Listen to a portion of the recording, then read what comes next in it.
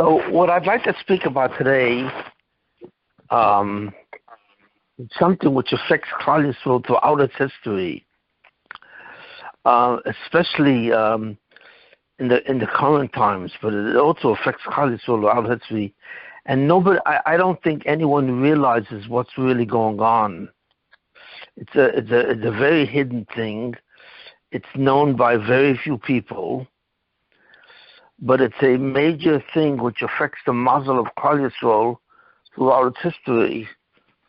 And it involves, I may have spoken a little bit about it at other times, but I want to speak about it completely today and give you guys a heads up on exactly what is really going on, because there are things that are going on that really make no sense whatsoever.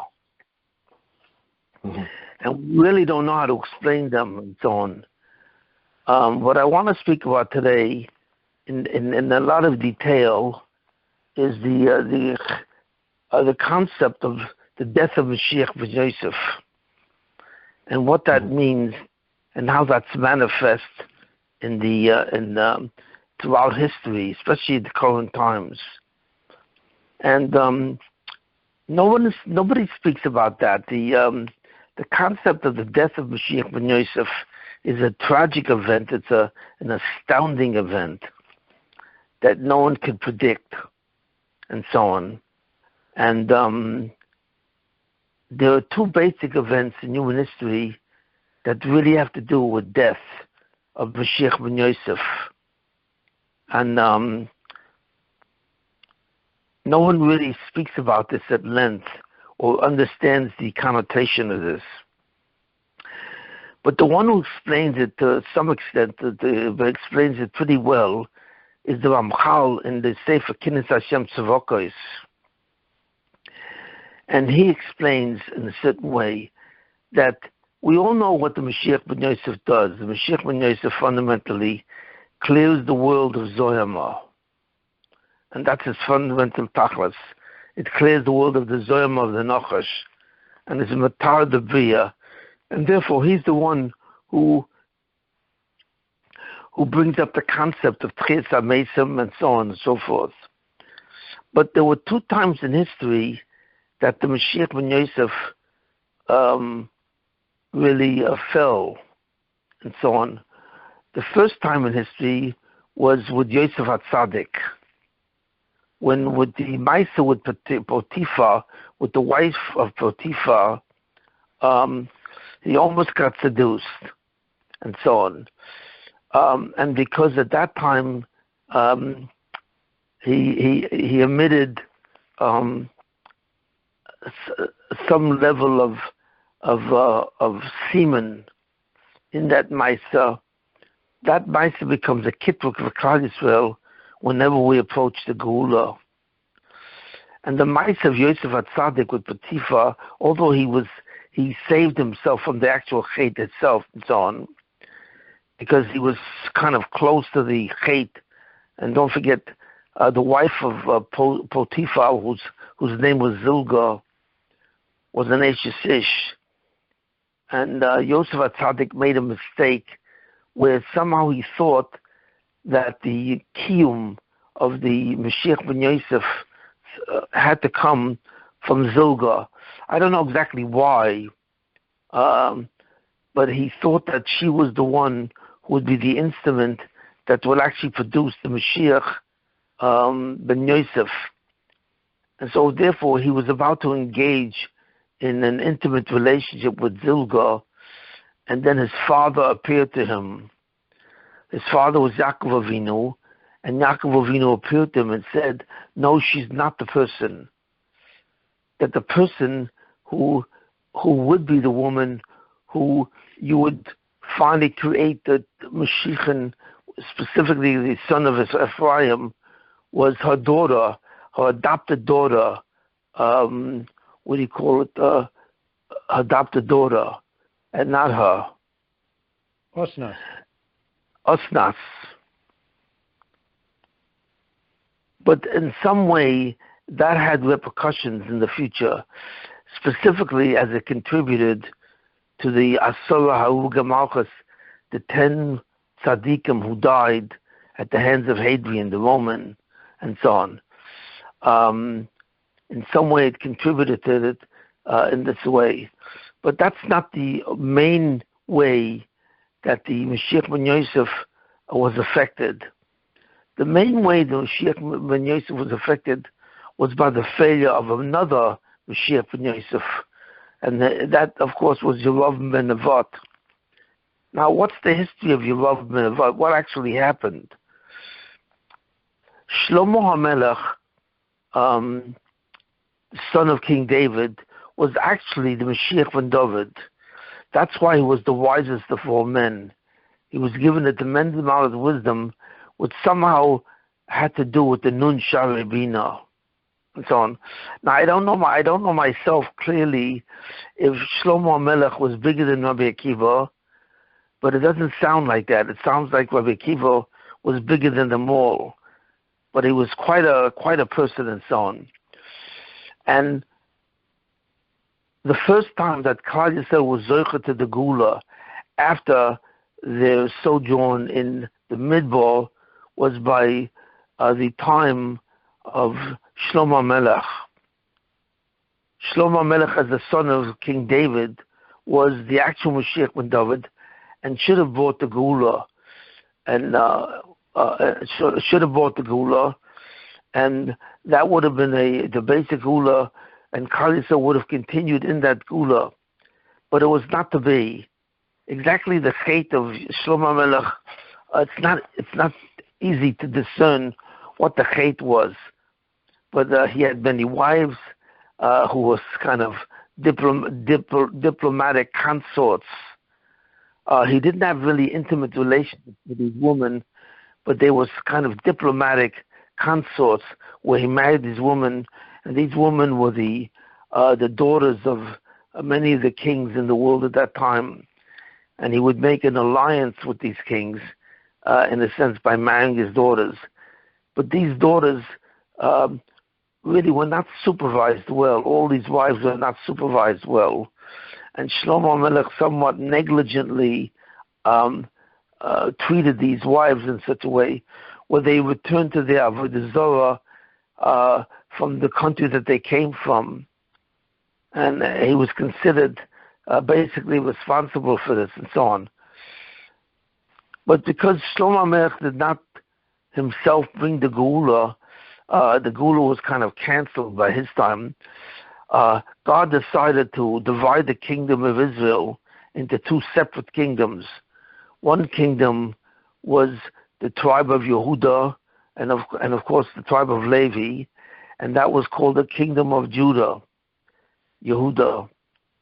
And the other one was the kingdom of the 10 tribes of Israel. And the king of the 10 tribes of Israel was Yerav ben Nevat. Now, who was Yerav ben Nevat? He was a very special guy because he was extremely close to becoming the Mashiach ben Yosef. He was so close to the Yechidah, although the Yechidah did not specifically descend upon Yerav ben Nevat exactly, but he was already into the Parsha in a certain sense of the Nun Shari Bina. In fact, the Gemara says that the pasuk says in Navi that he was once walking with Achia Hashiloni, who was the Rebbe of Eliyahu Navi, and they were once walking in the fields. So the Gemara asks, why does it say that where they were walking? Why is that important for us to know? So the Gemara says, because the Torah that these two were talking, which was the Torah from Yerav ben Nevat and the Torah of Achia Hashiloni, was so great that the Torah of all the other people at that time, it's all the Nevi'im at that time, was considered like grass. It was so inferior to what they were doing, it was considered like grass. So you see from this memra what the madreg of Yerav ben Nevat. He was so close to being the Mashiach ben Yosef that the neshama of Yosef and Ephraim actually ascended from heaven and began to surround his neshama. his neshama was very different than the neshama of all the other people, because a potential Mashiach ben Yosef or Mashiach ben David has a certain neshama which can receive the Yechida. The Yechida is the Kesser, the crown of the Mashiach itself.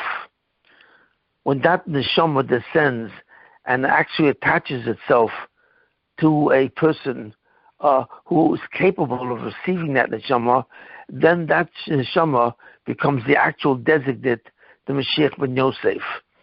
And no one since the beginning of time has ever been zocher to have that neshama attached to him. But the neshama called the Yechida, which is the crown of the Mashiach, and is the actual one that intimately involves the Mashiach with the Nun Sharabina, is called the Yechida. And it's a neshama which is on the madrega of Adam Kadmon, which is very high up in the chronology of creation. The madrega of Adam Kadmon is the highest madrega of a Basar Adam since the Tzimtzum. And that neshama descends to a person who actually does become the Mashiach. And therefore, his neshama was called a keli to that neshama called the Yechida. And he was about to become the Mashiach ben Yosef. But during that time, he had a conversation with the Rabbi Shalom, which turned out to have disastrous results. Because they both, the Mashiach ben Yosef, who was almost Yerub ben Avat, and the Mashiach ben David, who in this case was Rechovam, was supposed to go into the Beis HaMikdash on the time of the Ma'adim. And the one who was supposed to go first was Rechovam, the Mashiach ben David, the descendant of Shlomo HaMelech.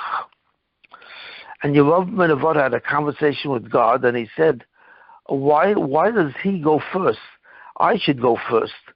Now, most people, when they look at that Maisa, they think that was some gaiva, that Yerub ben Avat was a very big gaiva, and that he thought that he should go first before the Mashiach ben David. And as he thought that should be a precedence of Mashiach ben Yosef, which he was about to become before the Mashiach ben David. But the Rebbe said no. The Mashiach ben David would come first, and he will enter first. And Yerub ben Avat had a taina. He said, "But I am greater than the Mashiach ben David.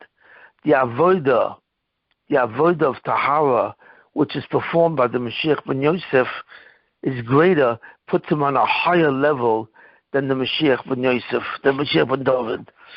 I remember the Ribnitzer Rebbe once told me that the Mashiach ben Yosef has a higher madrega than the Mashiach ben David, as in the case of, of Bathsheba.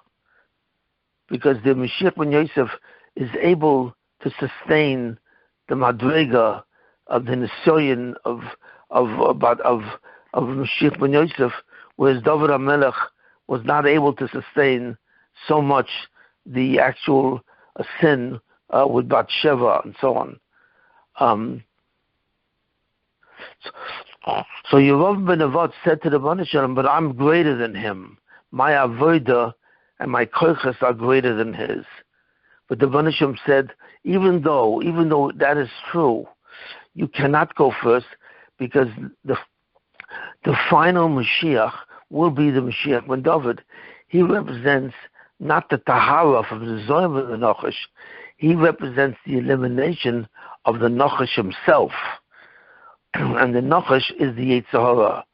And the Mashiach ben David represents the termination of the Yetzer Hara, who's the fundamental Yesod of Bechira. So he said, therefore the Mashiach ben David will go first, because he represents the termination, the final event which will take place by mankind. But Yerub ben Avat was still very insulted by this. He was offended by this, because he felt that his madrig was greater. So what did he do? He said to the Rebbe Shalom, "Mi b'rosh, who is first? Myself, as Mashiach ben Yosef, or Mashiach ben David. So the Rebbeinu Shem said Mashiach ben David, and then therefore he said, in that case, I really don't want to participate in the concept of the two Mashiachim, and I want to leave that. So what happened was, since he was the king of the 10 tribes, instead of going to the Beis HaMikdash, he went to a different place. He built 2 agolim, 2 idols, kind of idols of the Mashiach ben Yosef, as golden idols. He fundamentally repeated the chait of the Erev Rav in the desert, where the Erev Rav built the Egel Azov in the desert. Now, as I've said before, the Egel Azov did not really represent an Avodah Zorah, because Avodah Zorah is really represented by the Mazolos and the Chochovim, by the stars and planets. That's the true worship of Avodah Zorah. He created an Egel to worship the concept of Mashiach ben David. Mashiach ben Yosef. But in essence, he created 2 idols, which were agolim, that represented Mashiach ben Yosef. Because the Mashiach ben Yosef is represented by a shor, by an ox, by a bull, shor, and so on. And therefore, he built an Avodah Zorah, which in a certain sense symbolized the Mashiach ben Yosef. His Avodah Zorah was not about the zodiac or astrology. It was about the Mashiach ben Yosef. So therefore, the chait of the Egel was not truly an Avodah Zorah.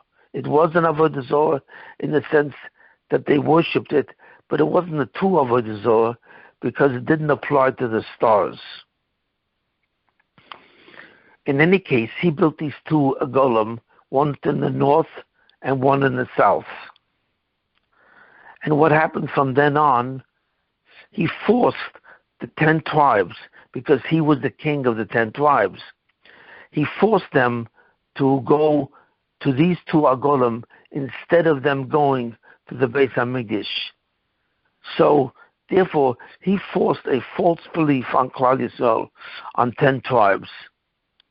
Now, even though he forced them, because he forced them to do it, they were not really considered responsible. So God did not punish the 10 tribes because of what he did, because he forced them to go and worship these 2 golden calves, one in the north and one in the south. But after he died, later on, the Jewish people, the 10 tribes, actually had the free will of worshiping these calves or not.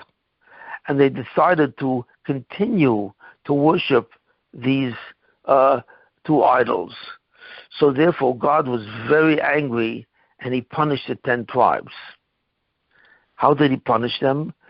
He put them in Geulah. He created a nation, Assyria, which is housed in northern Iraq. And that nation of Assyria suddenly became one of the most powerful nations on earth.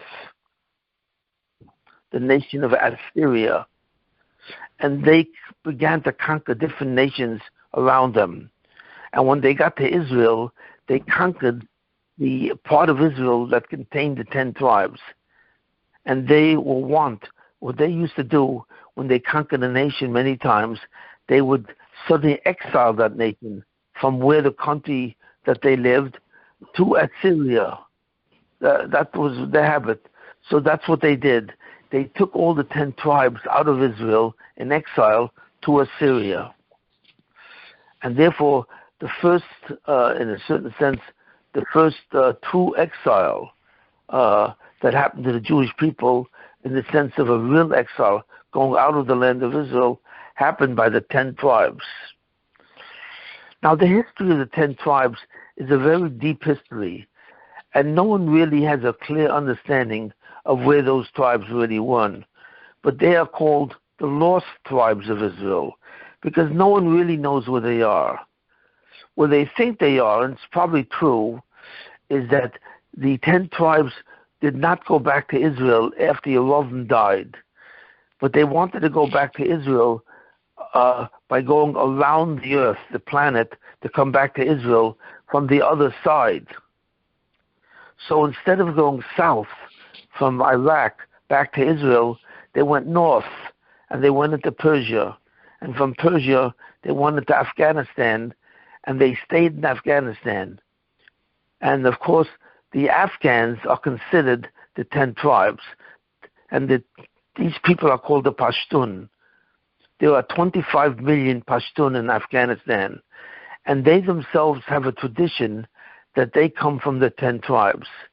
There are many customs that they have which are similar to the customs of Israel. They have begodim which look like tzitzis. They light candles on Shabbos and so on in certain ways. And they have a Masorah, a tradition that they are descendants of the 10 tribes.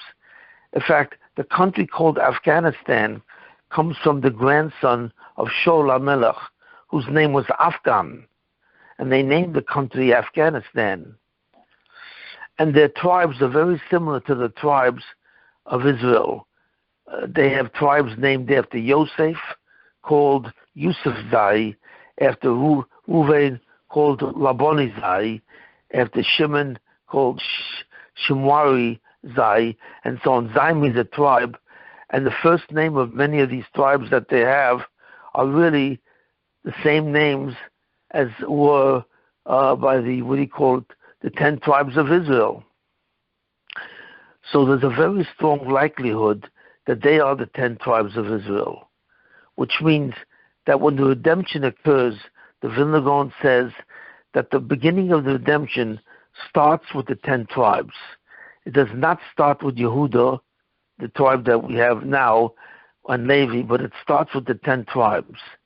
And they are the first ones who are actually redeemed from exile, which means that there's now a country, it seems that there's a country in the world called Afghanistan, which will become the second Eretz Yisrael. It will be a country much bigger than Israel, you see it, and so on, containing more Jews than they do in Israel. And these will be the Afghans. But this hasn't happened yet because 400 years ago, the Pashtun were considered Jewish, and they observed the Jewish religion. But 400 years ago, the Muslims conquered them and converted them all to Islam. So this is what happened. All the Pashtun are now Muslims, and they don't seem to have a desire to go back and become Jews, but they have a tradition that they have a Masorah from the 10 tribes of Israel. But the interesting thing about the Pashtun is that they have nothing to do with the recent and previous history of the Jews. Since they were exiled by the Assyrians in the year 700 BCE, that's a long time ago. That's at least 200 years, that's almost 150 to 200 years before the destruction of the first temple. Therefore, their tradition does not include anything that we have in the Torah today. They do not have a Talmud. They do not have a Shas. And so on. They do not have many of the things that we have, many of them Yom Tovim and so on, which are Midrabanan and so on, because of what is the story of Purim and the story of Hanukkah takes place after these people were exiled to Assyria. So I don't believe that they even observe these two holidays of Purim and Hanukkah. So in other words, they are very unlike Jews today. Even if they do tshuva, they're very unlike the Jews today because they were exiled long before these holidays took place. Now the important question is, okay, so this happened to Yerub Menavot a long time ago. What does this have to do with us today? That's the real question. And the answer to that question is that the fact that Yerub Menavot was so close to bringing the redemption, but failed to bring the redemption, and initiated a very big hate of Avodah Zorah, which they eventually followed. Therefore, the Geulah, the redemption, when it does occur, will go into exile. And this is a very, very deep concept. What does that mean, that the Geulah will go into exile? What this means is that even after the Mashiach ben Yosef appears, even after he appears and he brings the redemption, that redemption will be a source of great joy, because when the Geulah comes, the Klal Yisrael will have a great joy in the thing and so on. But what will happen suddenly is that the Goyim and the Erevav will rebel against the Jews. They will rebel against the Jews because they will not accept the Geulah. You see it. At the beginning of the Geulah, they will fight the Jews in terms of this and so on and so forth. And what was decreed about that time, because of the sin of Yerovam and Nevat, was that the Jews would actually lose. And a man called Armulus, who's considered the king of the Erevav, he will fight against the Mashiach ben Yosef after the Mashiach ben Yosef brings the redemption. But unfortunately, he will win, and he will kill the Mashiach ben Yosef. And then what's called the reversal will take place, that even though he brings the Geulah, the Mashiach ben Yosef, to Klal Yisrael, and there will be great joy, but suddenly there will be a tremendous sadness, because the Geulah will be reversed, and the Jews will go back into exile after the Mashiach brings the Geulah, which talks about a total reversal of the concept of the Geulah. And they will go back into exile, and he will be killed. And then what's supposed to happen after that, according to the Medrash, that the Mashiach ben David will appear. And the Mashiach ben David will raise the Mashiach ben Yosef from the dead. And then after he's raised from the dead, the two of them will now fight against the Umas Olam, the nations of the world, specifically Esav. And in that fight, they will of course win. And they will bring the actual Geulah itself, which will no longer be reversed. So what the example of the Mashiach ben Yosef dying, which it says in the Gemara Sukkah, the Mashiach ben Yosef is not mentioned at all in the entire Shas, except one time. He's mentioned in Masechta Sukkah, and it says in the Masechta that the Mashiach ben Yosef will die. It does not give the reason for why he will die. It doesn't say, what's going to happen. And it doesn't say anywhere why it will happen. In fact, the strange thing is, if you look at the Maharam of Prague, who was a very big Mekubal, but he was before the Kabbalah of the Ari. The Ari was born slightly after him. So therefore, he never shared the Kabbalah of the Ari, and we all know that the Kabbalah that existed before the Ari was based on the similar Kabbalah of Moshe Cordovero. And there was a very big difference between the two Kabbalahs. The Kabbalah of Moshe Cordovero, who lived before the Ari, or a similar time, but he lived slightly before the Ari, and so on, was such that he did not have an explanation for the phase of human history called Adam Kadmon. He did not have an understanding of that whole concept of how the spheres were made.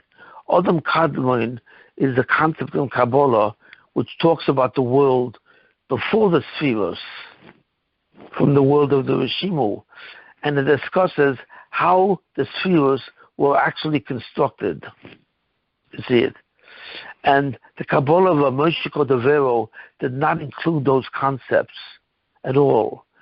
Nor did the Kabbalah of Moshe Cordovero include the concept of Patzufim, which are those certain ways that the spheres interact with each other to produce different results. In other words, the Kabbalah says that the world is, the Hanhogas of the world, the way God conducts the world, is through 10 spheres. But that's only partially true. The 10 spheres actually combine in certain combinations and permutations, which are called Patzufim. And the real Hanhogas take place not in the individual spheres, but in the spheres as they combine together, performing a certain task. For example, there's a Partzuf called Zeir Anpin, and that Partzuf itself is composed of 6 different spheres. 6 spheres combined together to perform a certain function which has to do with Olam Hazeh. The 6 spheres have to do with Bechira Chavshis, with free will. There are other spheres that do not have anything to do with free will. In other words, man's deeds do not affect how these spheres are. But there are 6 of them that come together, which have to do with from Chesed, the Chesed and the Gvuros, Tferes, Netzach, Hoid, and Yesod. Those 6 spheres all function together. They do not function really as individual spheres. And that's called a Partzuf, because they affect all of creation together. So it was the Ari who initiated the idea from Eliyahu Navi that the spheres work in a certain way. Operationally, the spheres work fundamentally as Partzufim. They work together in certain ways, and they affect the Bria together. But Moshe Cordovero, he didn't know this, or something that he probably didn't know this. He didn't say this. So therefore, the Kabbalah of the Ari was very different and much more advanced than the Kabbalah of Moshe Cordovero. And the Malab of Prague was born before that. He was familiar with the Kabbalah of Moshe Cordovero. So therefore, he knew that the Gemara says that the Mashiach ben Yosef was supposed to die. But the reason why he thought that was true was because because in a certain sense, he considered the Mashiach ben Yosef as an inferior Mashiach. In other words, he would be a man who would try and bring the Geulah, but he would fail. In other words, he saw the Mashiach ben Yosef as really the first attempt to bring the Geulah. But he would fail, and then the Mashiach ben David would appear, and he would bring the Geulah, the redemption, finally, and in a fixed way. So the Malbim of Prague, it seems to me, had a false idea, the purpose of Mashiach ben Yosef. It's only the Ramchal who reveals the real reason for the death of Mashiach ben Yosef. And that real reason was, of course, was because of the sin of Yerubim and Avat. The Ramchal is the only one who mentions it.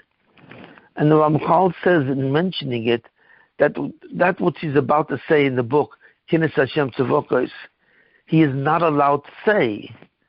He says it is really forbidden for me to write this book and explain everything that I know about the Mashiach ben Yosef and the Mashiach ben David. But why do I do that? And he says, what I'm about to write in this book has never been written before. And it is forbidden to write this stuff. This has never been revealed before.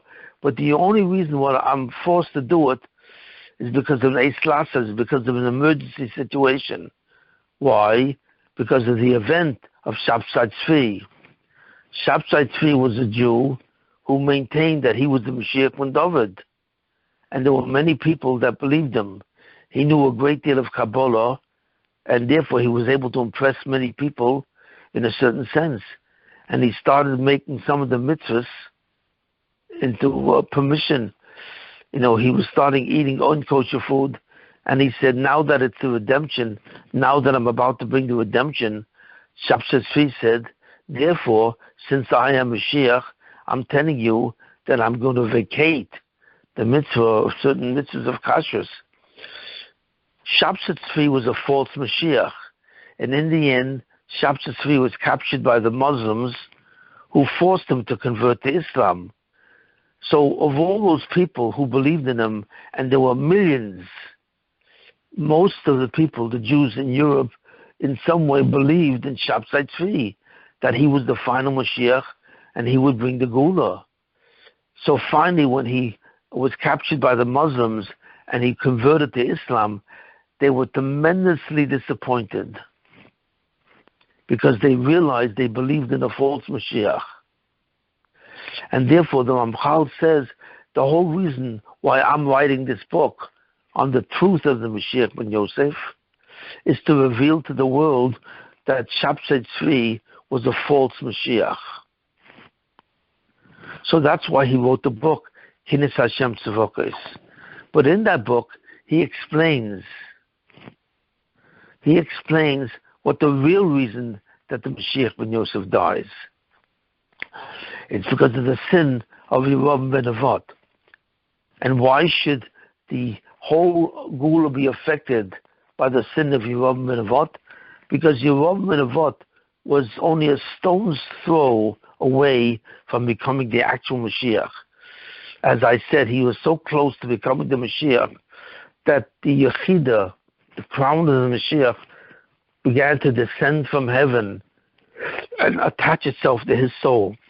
And the soul of Yosef HaTzadik began to descend from heaven to attach itself in a certain way and surround his soul. So he was only a couple of inches away from being the true Mashiach, and so on. And because he was so close to being the true Mashiach, Yerovam ben Nevat, that when he suddenly abandoned the whole thing and he became the king of the 10 tribes and he forced them all to over the Avodah Zarah, to worship these golden calves that he constructed, he damaged the Geulah itself. In other words, not only did he damage himself, but he actually damaged the redemption. Now the issue is whenever you damage the redemption or you damage anything, God decides that redemption has to go into Golus. Just like the Jewish people go into Golus, the redemption also goes into Golus.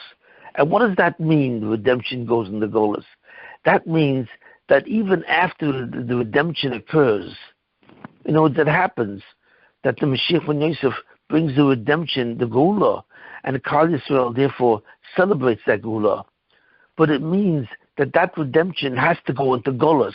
It has to be reversed and go under the domination of the nations of the world, specifically under the Christian nations. And that Amras, the king of the Erevav, again takes the ability to become the dominant force in the world. And he deprives the Jewish people from their redemption. And that was decreed because of the sin of Yerovam ben Nevat, because he nearly brought the Geulah. So that's why that decree happens as well. Now the question remains, so how does all this affect us? Yerovam ben Nevat lived almost 3,000 years ago. That's a very long time ago, right after Shlomo Melech. So even though he was punished, why was everyone else punished? What does that mean that the redemption occurs and so on? So the answer to this question is shocking.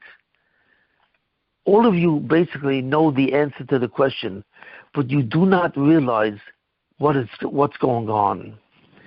Because what that tells us is a very big concept, that the redemption that the Jews will have follows two different processes.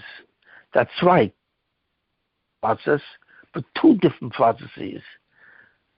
The first process in which it follows is a process where the redemption does not happen, and the Jews get further and further away from the redemption. And how do we see this? How do we see the fact of this first process? We see this process by the descent of Kedusha. It's very well known that the greatest Jews of all time lived toward the beginning of the world. That the world in the beginning was biblical. What does that mean, biblical? It means mankind was a totally different species than mankind is today. Why do I say this? Because in those days, in biblical times, from Adam Rishon to the Avos, to Moshe Rabbeinu, to the Jews in Eretz Yisrael, until the Bayis Rishon, and the Bayis Sheni, until especially the Bayis Rishon, many people were Nevi'im. Now, what do I mean by many people were Nevi'im? They were actually prophets. How many Jews were really prophets? So therefore, if I ask you that question, you will tell me, well, there were approximately 24 prophets, Yeshaya, Yirmiyahu, Yechezkel, and so on, and you will name all the prophets according to the books in the Nevi'im. You will say the Nevi'im wrote those books. But the fact of the matter, that's not true at all. Those prophets were people who had things to say for the Jewish people until the end of time. So therefore, they wrote their prophecies in books. That's why there's a book called Yeshaya, because Yeshaya was writing Nevuah prophecies that would apply to the Jews until the end of time. The same thing with Yechezkel, who talks about the third Beis HaMikdash. The same thing with Yirmiyahu, and so on and so forth. But the fact of the matter is, how many people were really prophets? What exactly is prophecy? Prophecy is a stage of consciousness, which essentially is a person, and I want to define for you what prophecy is and tell you what prophecy was at that time. Prophecy was a stage of consciousness when a person suddenly was able to get in touch with his own neshama. That's right. When a prophet went into a stage of prophecy, he almost died. That's why he had to go into a tardema, into a deep sleep. He had to go into a deep sleep, but it was not a sleep. He was in a trance. And when he went into that trance, his consciousness, his intellect, suddenly attached itself to its soul. So he was able to access his neshama directly, and so on. And from his neshama started telling him things that had to do with the spheros. In other words, normally speaking, you cannot detect anything about the spheros. If you wanted to know the condition of the spheros and the anhogas that apply to the world, you would have no idea what this is, because you could not read the spheros. The spheros were beyond the intellect of all men. But a prophet was able to, while he was alive, suddenly go into a trance, and he was able to connect with the spheros. How? Because he connected to his neshama, and his neshama, his spiritual energy, the spiritual force in him, connected to the spheros. So in other words, indirectly, he was able to know what the spheros were going to decide, what the spheros were going to do. And that's why he knew the future. Because by connecting to his neshama, and the neshama connecting to the spheros appeared as a mareh. It appeared as an image in his imagination. So while he was in a trance, his imagination was still alive and functioning. And that imagination was now governed by his soul, not by his body. We all govern our imagination. For example, if you see something and you close your eyes, you can see the image of that in your mind. So the imagination is said to be something in the mind's eye. But the imagination became operational, became also functional by the neshama. In other words, you suddenly could see your neshama, you can relate directly to your neshama as your neshama was looking at the spheres. And it was telling you in the imagination what the spheres were doing. So therefore, the prophet almost died. He was almost beyond life. In a certain sense, he wasn't even a physical life anymore. That's why he was in a total trance. And he was in touch with his neshama directly. And he was having a conversation with the neshama, and his neshama was actually revealing to him what it sees about the spheres. That's what a prophet is. Now, the last of the prophets was Malachi. And Malachi lived at the same time as the story of Purim, approximately, with the Anshe Knesset Geulah. After Malachi and after the story of Purim, no one in Israel ever became a prophet again. No one ever had the ability to connect directly to his neshama, so his neshama can tell him what's going on in the Shemayim. Therefore, the state of mankind was called biblical. I call that stage of mankind from Adam Rishon until the state of Malachi. It was called biblical because people were able to come prophecy. Now, how do you become a prophet? Prophecy was not acquired miraculously. Prophecy could be obtained by anyone. Every Jew who lived between the time of Adam Rishon and within the time of Purim was capable of becoming a prophet. A prophet was simply a madrega. It was a madrega in avodah. It was a madrega in kedusha. You obtained the kedusha that was so great. Suddenly, you entered into the world of prophecy. You were able to suddenly connect to your neshama directly and see what it's saying to you in the imagination. So therefore, nevuah, as we term it, was not an exceptional circumstance. It was a circumstance that was obtainable by every Jew. It was. So therefore, since it was a regular circumstance obtainable by all Jews if they worked on themselves on that madrega, so therefore, how many people are prophets? So what the Gemara tells us, that over 1 million Jews were prophets. That's right. There were not 26 prophets who wrote these books, but there were over 1 million Jews who were prophets. In other words, when you lived in biblical times, the probability was you were living next to a prophet, because over 1 million Jews were prophets. They were Nevi'im, and they can all access the neshama to find out what's going on. Now, prophecy exists in different madregas. There were greater ones, there were smaller ones.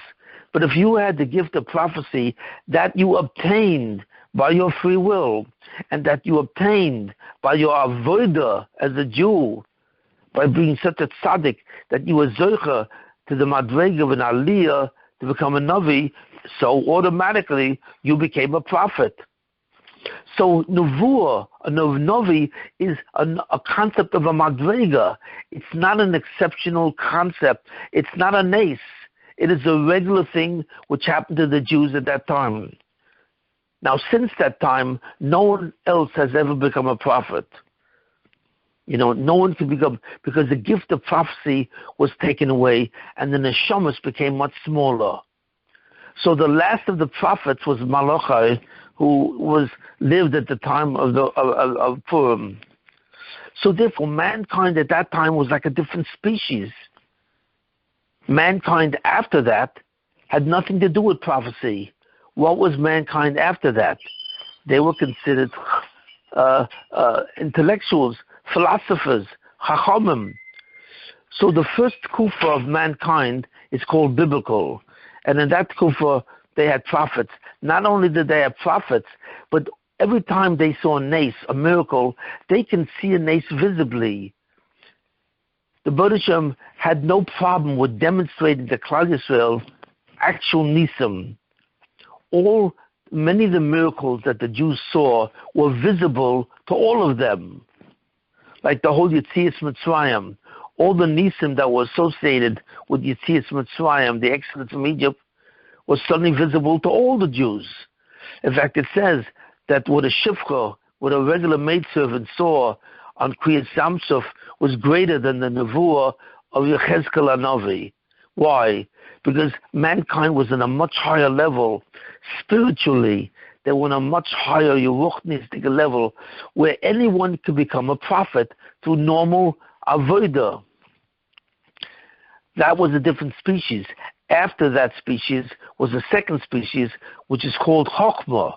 In that species was the Tanoim, the Amoraim, and all the people, the Rishonim, the Acharonim.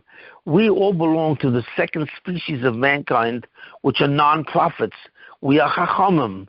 We understand things with our intellect, but we cannot relate with our neshama. So fundamentally, Yerav ben Nevat lived at a time when he was a Navi. They were all Nevi'im. They were all on the Madrega of Nevuah. So what we expect that when the Geulah happens, we expect mankind, or the Jewish people really, essentially, goes down in Madrega. It starts with Adam Rishon, who was the highest Madrega of all, and then after he sinned, he begins to descend. And then he goes to the Avos, and again he goes to Moshe Rabbeinu and Klal Yisrael in the desert.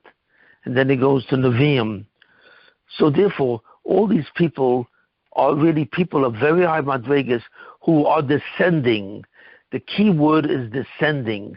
They are going down in Madrega, because the further we go away from Adam Rishon, the lower we become.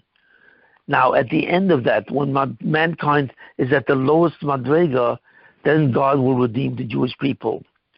So fundamentally, what we see a certain trajectory. The trajectory of the Geulah is in descent. It starts from the highest point when mankind was at the greatest level that he was. He was prophets. He saw Nisim visibly. They were all Nisim Nigla. There was no such thing really as a Nes Nista, a hidden miracle. All miracles that were seen visibly by the people. They were all accustomed to miracles. And we see that from the story of Moshe Rabbeinu. When Moshe Rabbeinu came to the Egyptians and he threw his staff down, and the staff became a snake, all the people in the room saw a piece of wood from the matter, a staff, become a snake. Now that's a complete miracle, that a piece of wood, which is organic matter, but it's not alive, suddenly becomes an actual snake. How did that happen? That is the Nes.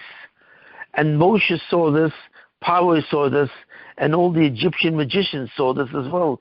The sorcerers from Egypt also saw this. And then suddenly, what did they do? They threw down their staffs. And what happened to their staffs? Their staff also became snakes. So they were able to do the same miracle that Moshe Rabbeinu does. Why was that? Because at that time, mankind was malumed, was knowledgeable of how to bring miracles. Today, scientists understand how the relationship of wood and a snake. Scientists understand, for example, blood. They understand the biochemistry of blood. That they understand. But they can't make blood. They can't do that. But when Moshe Rabbeinu turned the Nile River into blood, the Egyptians were not impressed.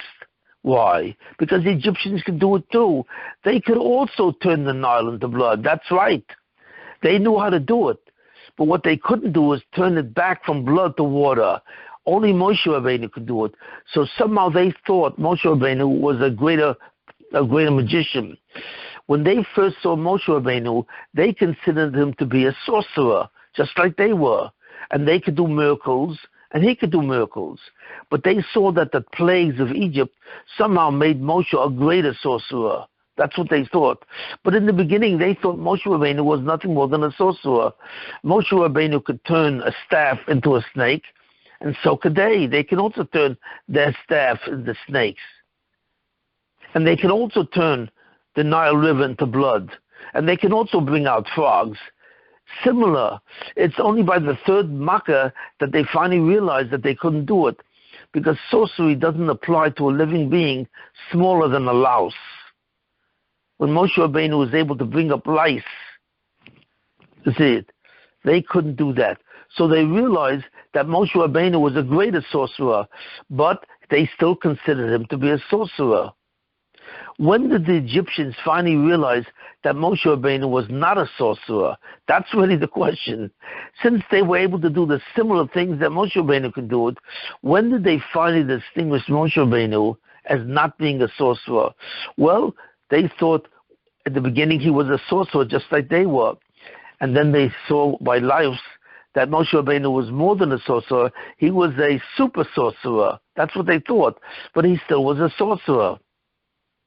But suddenly at a certain point they realized Moshe Rabbeinu was not a sorcerer, that Moshe Rabbeinu was in touch with God, with the true God. And that's when they knew they were in trouble. And when do you think that happened? By which Makkah did they think this happened? And the answer is by Makkah's Choshech, when Moshe Rabbeinu turned off the sun, and suddenly became totally dark. And why suddenly did they realize that Moshe Rabbeinu was not a true sorcerer, and that he was in touch with the power of God? Because they worshipped Amun-Ra, the god of the sun. And when Moshe Rabbeinu created the darkness, what he actually did was he turned the off switch on Amun-Ra. He actually turned off their god. And they said, this is impossible. It is totally impossible to do that. And they realized whoever Moshe Rabbeinu is in touch with is the ultimate divine being itself. Moshe Rabbeinu is in touch with God. But what you see very clearly from the whole story of Yetzias Mitzrayim is that everyone was able to do miracles. In other words, biblical man was very different than non-biblical man. Biblical man was able to do miracles, visibly miracles, through sorcery, kishuv. They were able to do that. Biblical man was able to do what? Were prophets. They could directly connect to their souls and suddenly see what will happen. So therefore, biblical man, which was normal man for them at that time, was very different than what it is now. Now, since Purim, since the story of Purim, biblical man disappeared, and man became, instead of prophets, instead of sorcerers, man became intellectuals, philosophers, chachamim, and engineers and scientists. The entire world changed from one axis that was called prophecy and open miracles to now to a totally different axis called logic, philosophy, intellect, and miracles, which are completely invisible. Now the question remains that what should the Geulah look like based on the beginning? The Geulah would basically look like what's happening in history. History is nothing more than a descent of mankind. Mankind descends from the highest madrega to the lowest madrega. And the Geulah will happen at a certain point. In other words, it happen at a certain point when the Jews are finally worthy of it. And then that descent will stop. In other words, suddenly the Geulah will happen, the redemption will happen, and mankind will return to what they initially. Mankind will go back to the madrega of Adam Rishon Koydem Achet. All Jews will go back to the madrega of Adam Rishon Koydem Achet. And that's what we say every Shabbos. Hashivenu Hashem Elecha v'nashuva, return us, God, return us, O God, to you. Chadei Shomenu Kakedem, renew our days as of old. What does that mean? Renew our days as of old. It means let us return to the madrega of Adam Rishon before the sin, which precedes the Geulah, and that's what will happen. So therefore, what we see very clearly is the process of how the redemption occurs throughout history. Redemption occurs throughout history as an act of descent. It goes down and down and down. Mankind gets smaller. His neshama gets much smaller. Whereas neshama was much greater at the beginning, when he was biblical man, it's now much smaller when he is what?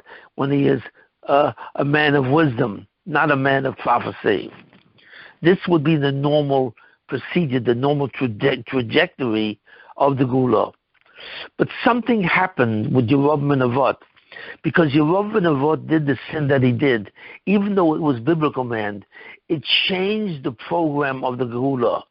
It introduced a new trajectory, a new program. So the Geulah not only happens in one way as an act of descent, but it also happens in another way. And how is that? That is what happens when suddenly mankind begins to go up. In other words, what happens is mankind descends, and suddenly the Geulah begins to approach. And as it approaches, mankind descends. Right? And the Mashiach comes, and he brings the redemption. And Klal Yisrael is overjoyed that there's a redemption. But suddenly, it's decreed that redemption will go backwards, it will be reversed, and suddenly mankind will lose the redemption. Well, this is something entirely new. The trajectory for the Geulah is supposed to go downhill. It's not supposed to go uphill and then go back downhill. That's a complete reversal of the Geulah. But that has to do with the Mashiach ben Yosef. In other words, the Geulah itself went into exile. When the Mashiach ben Yosef brings the Geulah, he eventually fails, and the Geulah is reversed. Well, why does this happen? This happens because this is the death of the Mashiach ben Yosef, as inspired by Yerub ben Nevat. Because Yerub ben Nevat abandoned the whole position as Mashiach ben Yosef, and he introduced an idol worship to Klal Yisrael for hundreds of years. God punished Klal Yisrael. You see, because in the end, they wanted those idols. They chose those idols over the Beis HaMikdash. So God said, I will punish you all. And you will all have to suffer the death of Mashiach ben Yosef and the death of the Geulah itself. So it will be reversed. Now, how do we know this is true? How do we know this is true? Well, the fact of the matter is the Ramchal says, the Vilna Gaon says, and so on, and actually the Rebbe Rebbe said and told me himself that this Gezerah, the death of Mashiach ben Yosef, and the reversal of the redemption has been changed. That's right. One of the reasons why the Jews are in exile for 2,000 years since the Beis HaMikdash was destroyed was to reverse this decree. In other words, this decree will happen, but the Mashiach ben Yosef will not die. His life was saved. He will not die, and so on. And the Geulah itself, once it happens, will not be reversed. But it still will be viable. How? Because even though the Mashiach ben Yosef will not die, and the Geulah will not be reversed, that only refers to the final Geulah. Finally, the Mashiach ben Yosef will bring the Geulah. Yes, he will bring the Geulah, and that Geulah which he brings will last. It will remain. It will not reverse. Except what will happen? The death of the Mashiach ben Yosef will be done in pieces, in segments, in sections, so that there will be an attempt at the Geulah, and it looks like it's about to happen, and suddenly it'll be reversed. Again, it will happen. It'll be an attempt to bring the Geulah, and suddenly it will be reversed. In other words, the death of Mashiach ben Yosef will take place in segments, but the Mashiach ben Yosef will not die. It will look like he will die, almost, but he will not. And it will look like the Geulah is about to happen, but suddenly it will be reversed. So therefore, the Geulah itself will be partitioned. It will be partitioned in sections. So there will be many instances which it looks like the Geulah will happen, but suddenly it's reversed. But it will not, the Mashiach ben Yosef will not die totally. This will not happen. And it will not be reversed totally. When finally it does happen, it will not be reversed. So that, in other words, it's telling us that there's another process of the redemption. The redemption will happen in two ways. One, will there be a continuous descent of Klal Yisrael from Madrega to Madrega. You will see that. That's taka true. But another way it will happen is that you will begin to approach the Geulah. Really, literally, you'll be able to approach the Geulah. And suddenly it will be reversed. That advance that the Geulah will happen with will suddenly be advanced. So therefore, what that process means, the second process, is that the Geulah will advance in stages. It will advance in stages, and at each stage it goes backwards, and then advances again, and then that goes backwards, and then advances again, and that goes backwards. So the trajectory of the Geulah will be different than what was normally expected. There will be two different processes in which the Geulah happens, and those two processes will intermingle. And you will never be able to tell really clearly, you will be very difficult to tell which process is dominant. process A, where you are going straight in a descending order towards the redemption, or suddenly in process B, where suddenly the Geulah begins to happen, certain simonim begin to happen that indicate the Geulah is about to happen, and then suddenly it's reversed. And those two processes, those two trajectories will be true of the redemption. Now, how do I know this is true? So I'm going to give you 3 examples of the second process, so you will never be able to tell me that this is not true. I will clearly demonstrate to you in history exactly when these things happen, and not only that, I will do so in the last 100 years.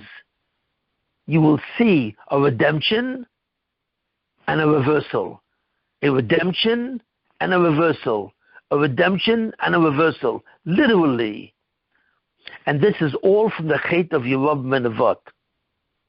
Not only will you see a descent, because the people, the Jews who live now, 91% of them are not even from. That indicates a descent from biblical man to non-biblical man, to Tanoim, to Amoraim, to Rishonim, to Acharonim. People, mankind is going downhill all the way. But you will also see another process at the same time, where suddenly the Geulah begins to happen, and suddenly it disappears. It begins to happen, and suddenly it disappears. You will see that in a profound way. So what I'm about to show you is exactly these two processes happening. So I assume that you understand everything that I said till now. So let's start the thing. Can I ask you one question?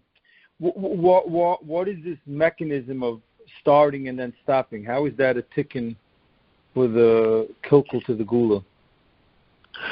Starting the Geulah is the beginning of the exit, right, from the exile.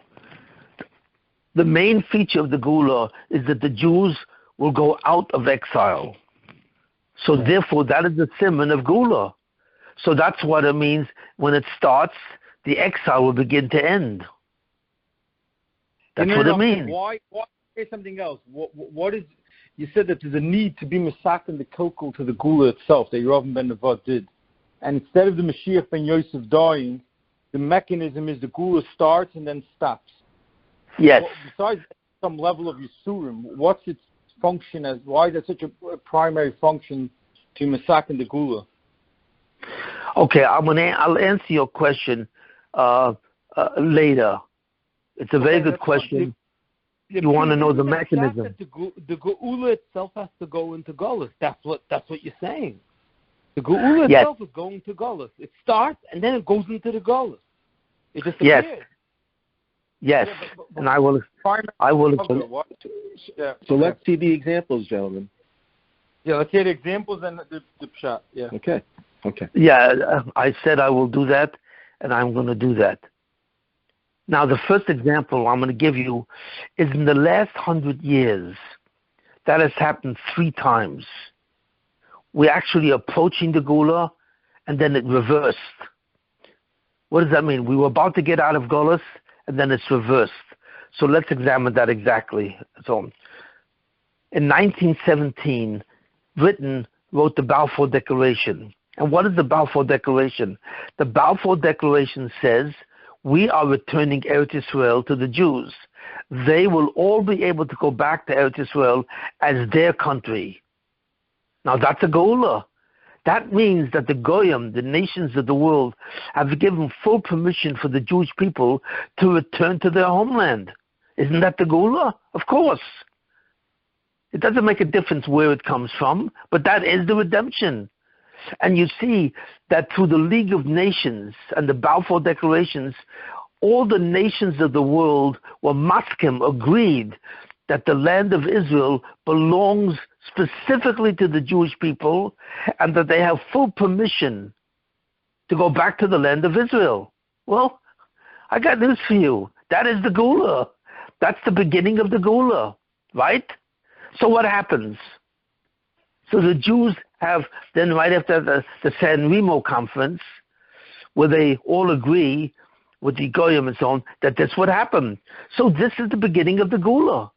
This never happened before. It never happened before since the time of Rome, right?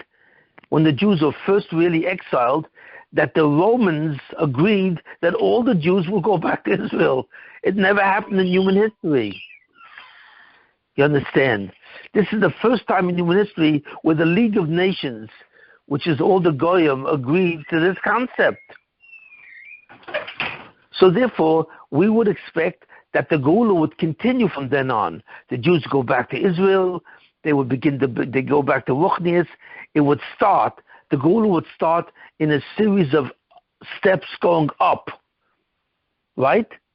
But suddenly there's a reversal. Does anyone know what the reversal was?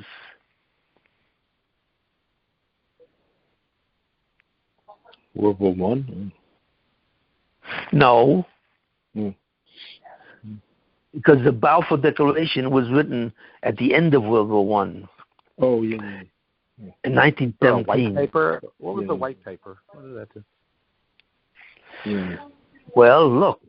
Well, okay, you see, that's what I'm saying to you. You people think that you understand what this is talking about. And what I'm saying is you have no understanding of what I'm talking about when I see a reversal. Who appeared in 1933? Hitler. Right. What did Hitler do? Hitler stopped the whole Balfour Declaration, completely stopped it, and he killed 6 million Jews. Now, don't you consider the killing of 6 million Jews as a complete reversal of the Kibbutz Goliath that should have happened? The fact that the League of Nations and Britain agreed to what? To give the Jews back Israel is a Geulah. That's the beginning of a Geulah. But the fact that Hitler suddenly decided to kill with the Haskom of the nations themselves agreed at Avion conference. Nobody wanted the Jews. Hitler there was a conference called the Avion Conference in early 1930s.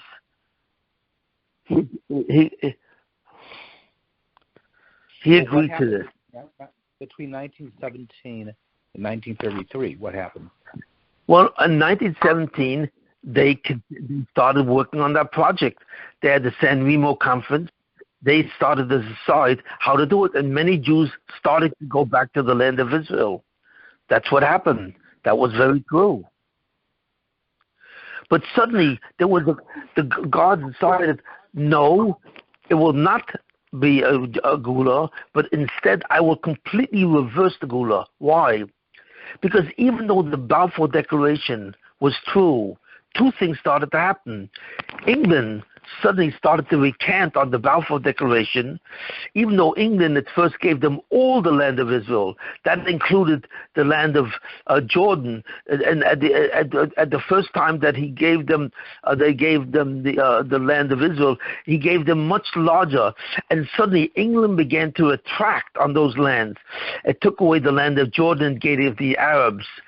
It took away parts of Syria and gave it to the Arabs. In other words, suddenly the Goyim started having harata. And not only that, by Hitler went to the Avion conference in France and said, I don't want any Jews in my country. And therefore, I'm asking you to take the Jews away from me. Because at the outset, Hitler was afraid to kill Jews. No one had ever done this in human history, that killed his own citizens for no reason at all, just because they were Jews. No one has ever done that in human history. There was no such thing as genocide in human history as such. All wars were conducted for the purpose of theft and power, because you wanted to have power over someone else and you wanted to steal what somebody else had. That were the reasons for the wars. But to conduct a war just to kill people for the purpose of killing people, that was never done in human history, and Hitler was afraid to do it. So he had a Kavian conference, and he said to the Goyim, he said to the nations of Europe, look, you want to take the Jews, I want to get rid of them, and I will provide the transportation. I will actually provide luxury liners to take the Jews out of my country and bring them to your country. Are you agreed? And not one of them agreed. All of them didn't want the Jews. They said, we're sorry, we don't want to do it. So at the Avian conference, they rejected Hitler's request for them to take the Jews from him. That's all he wanted. And they all refused. So from that point on, Hitler said, I see that nobody wants the Jews. And since nobody wants the Jews, so they don't even care if I start killing them. No one has any regard for the Jews at all. So therefore, that's when he decided on the idea of genocide. So the reason why he decided on genocide, which few people know, is because of the reaction of the Ummah Olam. He didn't have that idea himself, the Chatchila. He didn't have the idea, but he got the idea because he saw that the Jews were valueless, they were worthless to everyone on earth. So that's when he said, in that case, I can kill them all. So therefore, Hitler killed 6 million Jews, totally reversing the possibility of what? Of the Balfour Declaration. Never have we seen in history the possibility of a Geulah and the actuality of a total 100% reversal of that actuality. The actuality was what?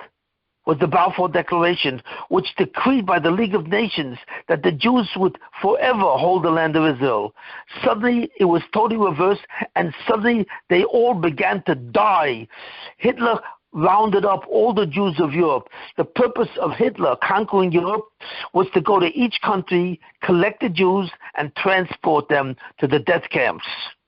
That's why the most important thing for Hitler was setting up the death camps to kill all the Jews.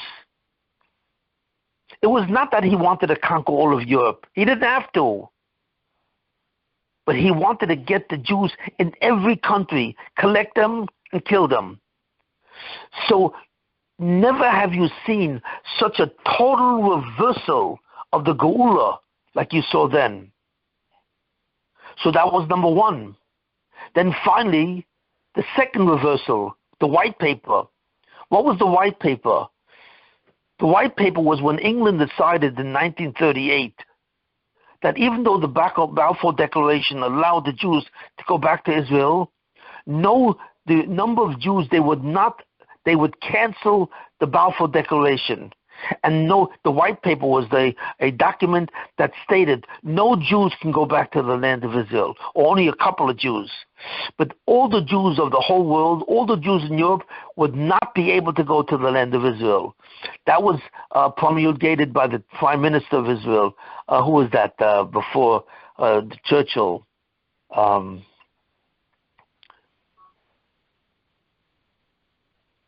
And he wrote a white paper prohibiting Jews. Chamberlain, right. He wrote the white paper which prohibited Jews. So that was a second reversal. Not only the Jews were being murdered by Hitler, but they were prevented from going back to Israel because of the white paper. So suddenly there was a second reversal. Literally, there was a second reversal. Nobody wanted to save the Jews, and they were prohibited from going back to Israel. So you see something very strange that never happened in history. The trajectory for the Geulah is a descent, a gradual descent from biblical man to non-biblical man to Rishonim, Acharonim, and so on. There's no such trajectory as suddenly the Geulah begins to happen. The Goyim say, go. We allow you to go back to Israel. Israel is your country. And suddenly we begin to kill them, and we say directly, you are not allowed to go back to Israel. That is a complete reversal. Do you understand? That's when Hitler wanted to get rid of the Jews, when he wanted to get rid of the Jews in 1933, why didn't he not send them to Israel then? Well, I mean, he said to the world, he said, I want to send Israel, but he had to have the permission of the League of Nations. and so on, to go back to Israel. Israel was not his country. It was made by the League of Nations in England. And he could have done it, but the countries in the world didn't agree. They didn't want to take them in them, and they didn't want to go to Israel. They completely forbade the whole thing. So he was forced. He was forced in the end to do genocide, and the white paper confirmed it. Not only did it sanction the Holocaust, but it prohibited the Jews from going back to Israel. So that's the whole story of the Exodus in the movie, in the book, The Exodus. That's the first example of a total reversal. But there's a second example. In 1948, what happened? Again, the Goyim voted in the United Nations to make the land of Israel, right? That's when they voted. They said, okay, now we're going to give the Jews the land of Israel. Now you can go back to Israel, right? That's what they did. And suddenly, right after that, there was again a reversal. What was the reversal? The reversal was the Arabs. For the last 70 years, we've had problems where the Arabs have fought us. So even though we went back to the land of Israel, there was no peace.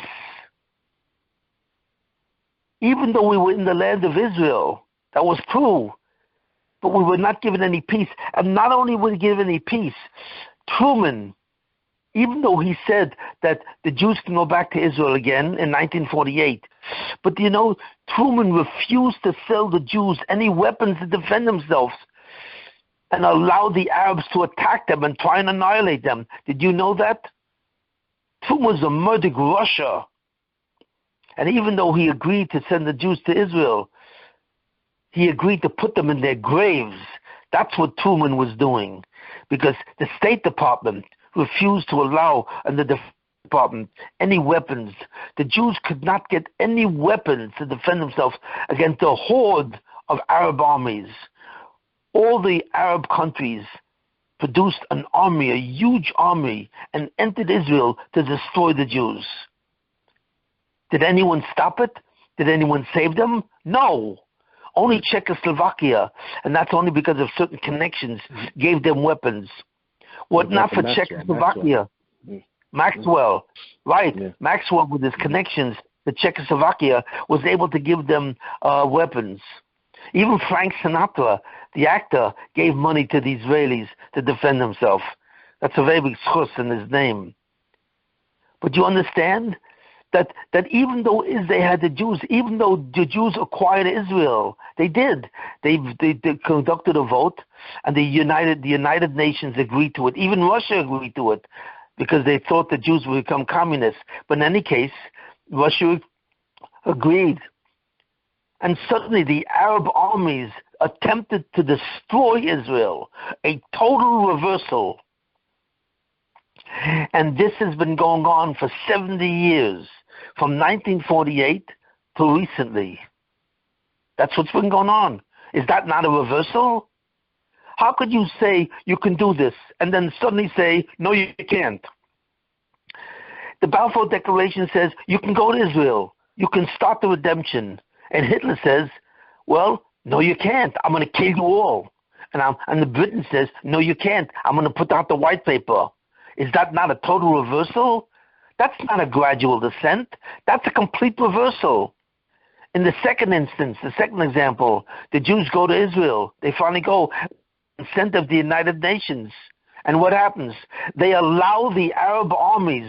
Britain supported the Arab army against Israel. England tried to stop the ability of the Jews to defend themselves against the Arabs. They were pro-Arab because of the oil, but they were pro-Arab fundamentally. And therefore they prohibited any attempt by the Jews to defend themselves. That's why Menachem Begin and the Irgun had to hide. So in other words, we're seeing an amazing thing which we've never seen in history. We've seen a green light and then a red light. A green light and then a red light. We've never seen such a thing, where the red light appears shortly after the green light, right away. You can go. No, you can't go. you can go. No, you can't go. In other words, the second light was the fact that the United Nations voted for the land of Israel. But as soon as they voted for the land of Israel, the Arab armies attacked in 1948 and tried to throw the Jews in the sea. And that's what happened. That was a total reversal. So therefore we see an amazing concept. We have never seen anything like this century, where there's a green light and a red light. You have the Geulah, and then you have the exile. And finally, there's a third time this is happening. Yep, after Trump, the post-Trump era. Right, the post-Trump era. Suddenly, you have a President Trump who starts to bring the Geulah again. How? Well, he says Israel, Yerushalayim, will be the capital of Israel. He's the first president that does that. Before that, 1967, the Yom Kippur War. Okay, but that's okay. Yeah, but that is the Geulah, but you still have the same structure. You still have the Arabs who's fighting it, and the countries of the world who are against it. But that's similar to the second one. That's simply an extension of the second one, where the Jews are given the land of Israel, but all the Arabs, the whole Arab world attacks Israel to destroy it. That's an extension of that. The extension is not only they get Israel in the 48 borders, but they get Israel in the 67 borders. So again, you have a jump towards the Geulah, and then you have what? What happens right after 1967? What happened after 1967? A complete reversal. You have what? You have the intifadas. All the intifadas take place after 1967. Well, it was the 73 war that was the reversal. Yeah, it was after 73 that the intifadas took place. Of course. So what I'm pointing out is a trajectory that you do not understand what that trajectory is about. That is the trajectory of the Einish of Yerov Menavot, the death of Mashiach ben Yosef. But God decided, instead of bringing this in one final blow, where the Mashiach ben Yosef dies, and there's a total reversal, he's bringing it in a series of steps, where it doesn't happen totally. So the Mashiach ben Yosef will not die in the end, and the Geulah will not be reversed. So he's doing these what's called mini reversals. But these mini reversals are deadly. The mini reversal of Hitler and the white paper is deadly. The mini reversal of the whole Arab countries, of what? How many Arab countries are there? Like 6 or 7? Suddenly, hundreds of millions of Arabs against what? A couple of 100,000 Jews? That is a deadly sequence. By all right, the Jews should have lost that. How could the Jews, with a couple of 100,000 Jews, win against a couple of 100 million Arabs? That is a suicide. It's suicide in 1940. In fact, it's a miracle. Nobody wanted to give Israel arms in 1948. Everyone wanted Israel to die. They expected it to die. But they wouldn't be blamed. Mazel tov, we give you the land of Israel back. You have your Geulah. Okay? Mazel tov. Suddenly, hundreds of millions of Arabs start to fight them, and not one country is willing to give them weapons. They have to get weapons by subterfuge, because someone knows people in Czechoslovakia, and Czechoslovakia produces the arms. I mean, it's the nace. And in 67, the Geulah expands. Not only do you have the 48 borders, but now God is saying, I'm going to expand you the borders. I'm going to give you most of Israel, the West Bank too. So that's an expansion of the redemption. It is. It absolutely is. And so on. But what happens after that? What happens after that is Oslo and the Intifadas. In other words, the Arab protestation against the Jews becomes even greater. In other words, with each step of the way, wherever you see an expansion, the Balfour Declaration, the land of Israel by the United Nations, the 67 war, there's always, you have these continuous expansions. But almost immediately after, you have suddenly a complete abandonment of the Geulah, so that it becomes deadly. After Oslo, it became deadly. Oslo is going on for 40 years. 35 years it's going on. Do you see what I mean? And finally, you see a fourth reversal. Why? Because Trump decides to bring the Geulah. He does, even though he doesn't know it. He brings Jerusalem. He gives the Jews back the Golan Heights. He's about to give them back the West Bank, a part of it, and then eventually all of it. So he's actually restoring Israel the way it should be. And suddenly what happens? The same thing. You see, you have to realize this is a reversal because it's the suddenness of the reversal. It doesn't make sense. What happened with Biden doesn't make any sense, that America for hundreds of years should be a democracy and should be represented by due process, by laws, and so on. And suddenly, in one president's election, which is falsely acquired, suddenly he reverses everything. Why? Because Iran is dismembered by Trump. Trump puts the sanctions on Iran, and he almost destroyed Iran. They say Iran would have gone out of business if it kept up. They would have lost. They would have fallen apart. Suddenly, Biden completely reverses it. Now wants to give everything back to Iran. He wants to give them money and so on, even though Iran has not changed. It hasn't said anything. It hasn't said that they're not going to shoot missiles and so on. They're not going to build an atomic bomb. No, they have a sunset clause. After a certain number of years, a couple of years later, they will be able to build an atomic bomb, and nobody can stop them. And Biden wants to bring that back. Biden and his whole administration wants to bring that back. So that's complete reversal, total. So in other words, we have never witnessed this. The 20th century is nothing more than bring the Geulah, stop the Geulah. Bring the Geulah, stop the Geulah. Bring the Geulah, stop the Geulah. Have we ever seen this? I mean, what kind of trajectory is this? But I tell you, this is the trajectory of Yerovim ben Nevat. This is the trajectory that comes back all the way from Yerovim ben Nevat, because he created that possibility when the actual process is supposed to be what? Where the Mashiach ben Yosef dies and the Geulah is reversed and the Jews go back into exile. And the only reason why this is not happening as it was supposed to happen, because God has reversed by the Midas Rachamim.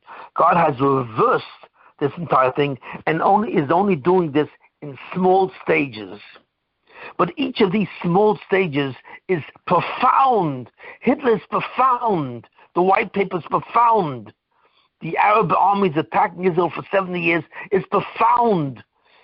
Biden with his whole reversal is profound. Every one of these reversals is a profound reversal. And this was not supposed to happen. But in a certain way, we say, thank God it's happening.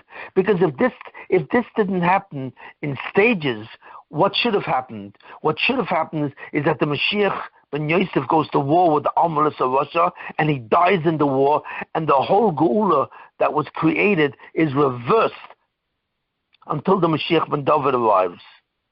That's what's supposed to have happened. But God is now doing it in stages, so that will not happen. Do you see what I'm saying? And this has nothing to do.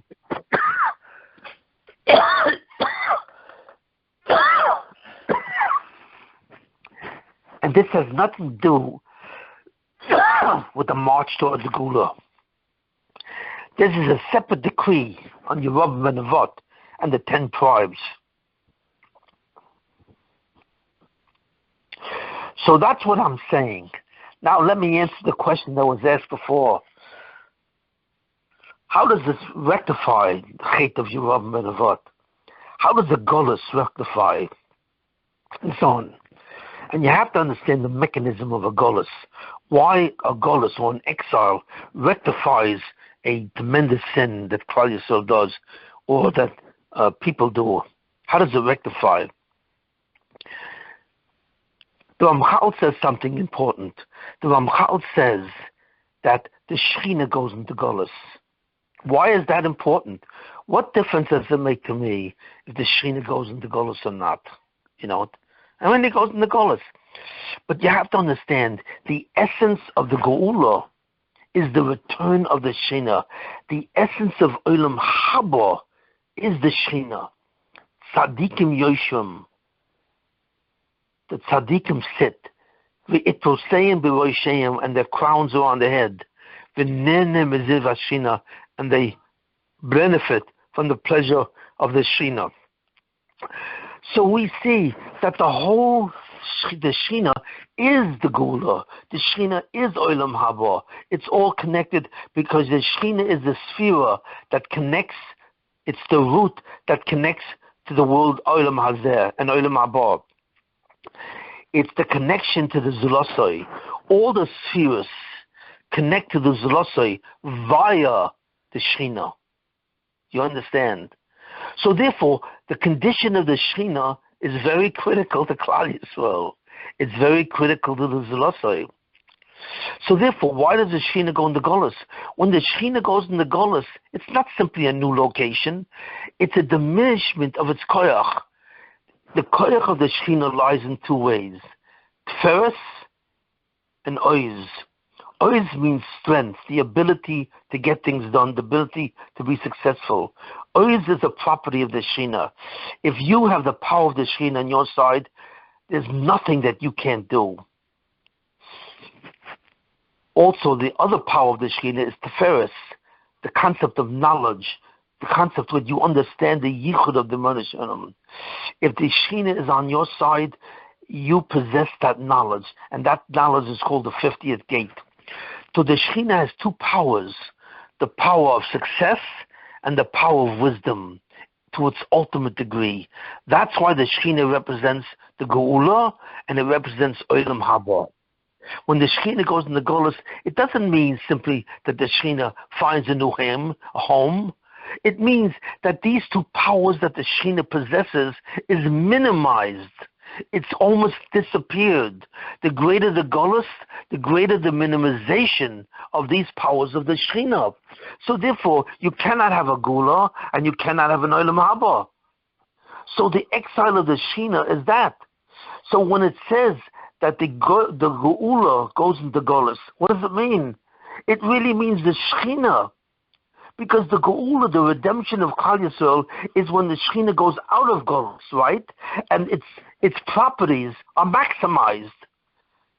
Success is maximized. Knowledge is maximized. So the Geulah represents the total freedom of the Shekhinah to be out there. And when the Shekhinah is out there, we have everything we want. We have the Geulah and we have Olam Haba. And when the Shekhinah goes into Golus, we have nothing. So therefore, that's why the Shekhinah going into Golus with Klal Yisrael, the main thing is the Shekhinah has to go to Golus, and so on. That means that Klal Yisrael is punished. So when Yerovam ben Nevat abused his position as Mashiach ben Yosef and destroyed the possibility of the Geulah happening at that time, he fundamentally lowered, he minimized the power of the Shekhinah, which produces that. And therefore, in the minimization, Klal Yisrael has to suffer. And that Yisuring is a form of disempowerment. Remember what I said at the Yotzai chair. Every mitzvah is a form of disempowerment. You think you're separate from God and you're outside of God, and therefore God is outside of you. No, I will give you a disempowerment. The mitzvahs are a disempowerment. You can't do this, you can't do this. Judaism invented the word no. No means against disempowerment. It tells you that you are not empowered, you are not outside of me, and therefore you are a mini-God. You are a nothing. I am God, and you are not. And that's the form, and that's what the mitzvahs do. But just like the mitzvahs do that, the Golus does that also. When you're in the land of Israel, you're at your height. If I take you out of the land of Israel, it's not only that I take you out of the land of Israel. I'm not simply changing your address. That's not what I'm doing. When I put you into another country, totally outside of Israel, you lose your whole koyach of kedusha. You lose your ability to be successful. You lose your ability to acquire wisdom. That's a gullus. It means you are at your lowest level. And what's the function of that? In one word, disempowerment. When God wants to show the Jews that they are not the most powerful people, that he wants the Jews, that you are not outside of God, that there's a yichud. God puts them in gullus to totally disempower them, especially the gullus of Christianity and Islam, where they were killed constantly by those goyim. So God keeps them in a state of disempowerment, you see it, when they can't get their act together. So when Yerovam ben Nevat suddenly decided, what? To create the golem, to make the golden calf, he had the problem of empowerment. He empowered himself because he couldn't empower himself by being the first one in the Beis HaMikdash. The Mashiach ben David went first. He empowered himself. How? By setting up his own Beis HaMikdash, by having the Jews worship him. That was empowerment. So God says to the Jews, I will disempower you, but in a new way. I'm not going to disempower you. How? By simply causing you to descend madregas, lower and lower and lower. No. The way I will disempower you is by bringing the Geulah. I'm going to bring the redemption, right? And then you will be empowered. And bingo! It's taken away from you. It's reversed. That's the ultimate disempowerment. The ultimate disempowerment is when you just won the Nobel Award, you won the Nobel Peace Prize, let's say, for example, and suddenly, a couple of days later, they decide to retract the Nobel Peace Award, and they take away the $1 million that they're supposed to give you. That's the ultimate disempowerment. And the fact that God reverses the Geulah after he brings the Geulah is the ultimate disempowerment. But it's a disempowerment that Yerovam ben Nevat deserved and Klal Yisrael. Why? Because they worshipped an idol instead of going to the Beis HaMikdash. They allowed Yerovam ben Nevat to get away with that. He thought he could be a Mashiach in spite of the fact that he had no Beis HaMikdash. So this is the ultimate false empowerment. So what God said, I will disempower you totally. You know, I'm going to give you the land of Israel to the Balfour Declaration, God said. But what am I going to do? What am I going to do? 16 years later, I will give you a monster who will kill 6 million of you people. And a couple of years after that, 5 years after that, I will create a white paper which will disallow you from ever going back to Israel. Is there a greater disempowerment than that? I will give you the land of Israel, God says. I will give it you, and the United Nations will vote for it. But I will give you an army of hundreds of millions of Arabs who will attempt to destroy you. Is there a greater disempowerment than that? You know what I mean? And that's continuous. I will give you a President Trump, and he will be my shaliach to begin the Geulah. Right. But then I will disempower you. Why? Because I will put a person who's cognitively declined. He's not even normal. He couldn't even get a job as a basket weaver. That's the ultimate disempowerment. And where does all this come from? Where does this constant scenario or cycle of empowerment, disempowerment come to us on such a high level where the Geulah is given to us, then it's taken away? Where does this occur? And why? Why were we zocheh to this empowerment? Why? It's enough that we have to go through a descent from biblical man to non-biblical man. We're losing our koyach. Yes, it's enough. Why do we also have to go through this? Because of the hate of Yerovam ben Nevat. And you have to remember something. Didn't do the hate of Yerovam ben Nevat. So we're suffering because of what the 10 tribes did? We're suffering because of what Yerovam ben Nevat did. Because he was about to bring the Mashiach, the Geulah. He was almost attached to the Yechidah. And he was matame. He was not matame the Yechidah, because the Yechidah left him. But he was matame the Keli that can accept the Yechidah and make him Mashiach. He was matama, the instrument, which allows a person to become a Mashiach. Well, basically, The soul, we're Soivla Saloim for the Geulah, even though we had no part. Yehuda had no part in it. but you're mistaken. You had a part in it. You don't know. Yehuda and Binyamin, we're not part of the 10 tribes. The 10 tribes and him did the Baal, the Baal, and Yerucham ben Nevat. We are from the 2 tribes that he wasn't our king. But the fact of the matter is, the Mashiach ben Yosef is a reflection of Klal Yisrael, and there was something about Klal Yisrael itself that provided the root for the failure. The Banishim would not punish us for the sin of the 10 tribes. They have their own punishment. They were taken out of Klal Yisrael as the Mamlechus Kahanim for the rest of human history. That's their punishment. And they were forced to become Muslims, later on. That's their punishment. But you're right. Why was Yehuda and Levi punished? Because in some way they also failed. Because their Mashiach was Rehoboam, who turned out to be a very bad king and so on. So therefore, there was something, although it's not mentioned exactly what it is. Yerucham ben Nevat fundamentally is blamed. But when Klal Yisrael loses the Geulah, they don't lose the Geulah because 1 or 2 tribes or 10 tribes fail. They lose the Geulah because all of them fail. And probably, who knows, that it could have been done because the Lashon Hara, Sinas Chinam, all of that. Except that the Ramchal doesn't really mention what did Yehuda and Levi do and so on. But when the Geulah fails, it's all of Klal Yisrael who's at fault. We may not know how, but the Banishim holds all of Klal Yisrael at fault. Somehow all of them are doing. Maybe they're not doing the Avodah Zorah of the Egel Azov. Maybe they're not doing that. But they are doing some form of a very big hate. A sin of Achtos. I don't know what it was exactly. It's a good point.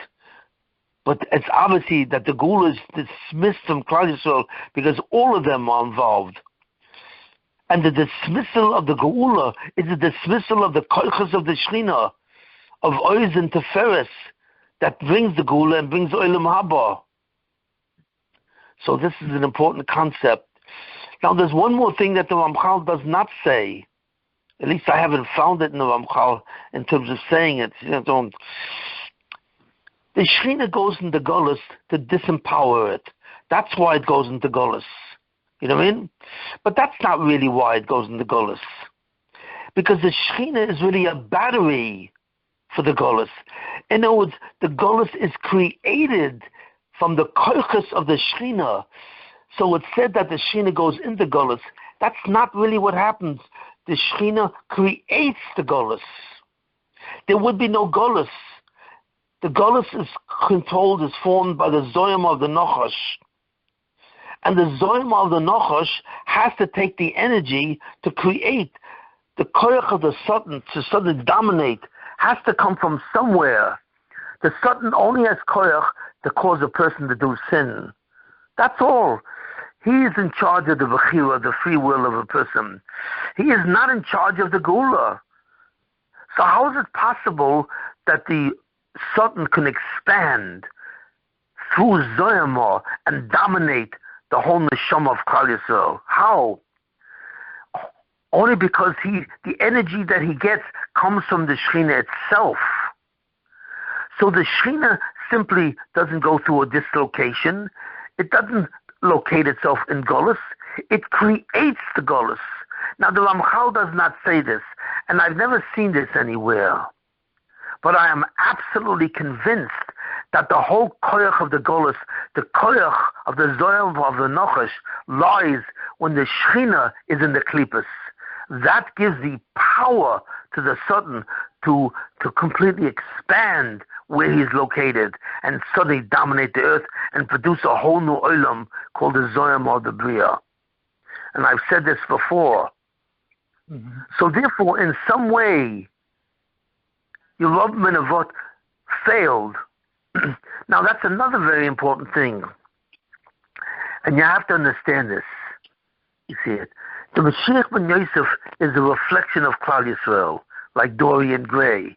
He's a reflection. But he's more than that. He's an exact reflection. Not only is he a reflection of the sin of Klal Yisrael, because he has to be Omer ben Asoyan, but he is also a reflection of the matzav of Klal Yisrael.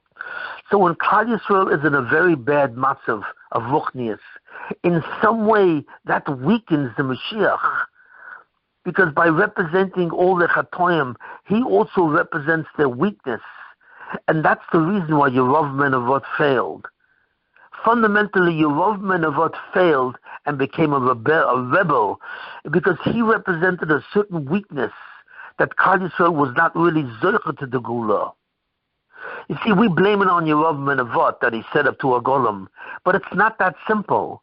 Yerov Menavot became a Baal Gaiva in the sense that he wanted to leave the post of Mashiach ben Yosef, because in some way Klal Yisrael was not worthy of the Geulah at that time. The flaw that prevented the Geulah from happening then was a flaw in Klal Yisrael, and that was a reflection of that flaw in Yerov Menavot. So this is a much deeper matter than meets the eye. Not only is the Mashiach ben Yosef a reflection of the sins of Klal Yisrael, and by being Omer ben Asoyan it saves Klal Yisrael, but in some way the actual status of the Mashiach ben Yosef in his ability to reflect Klal Yisrael comes from Klal Yisrael. So in a certain sense, the reason why he always fails to bring the Geulah, because he can't bring the Geulah. The Mashiach ben Yosef cannot bring a Geulah where intrinsically Klal Yisrael does not deserve that Geulah. Do you understand me what I'm saying?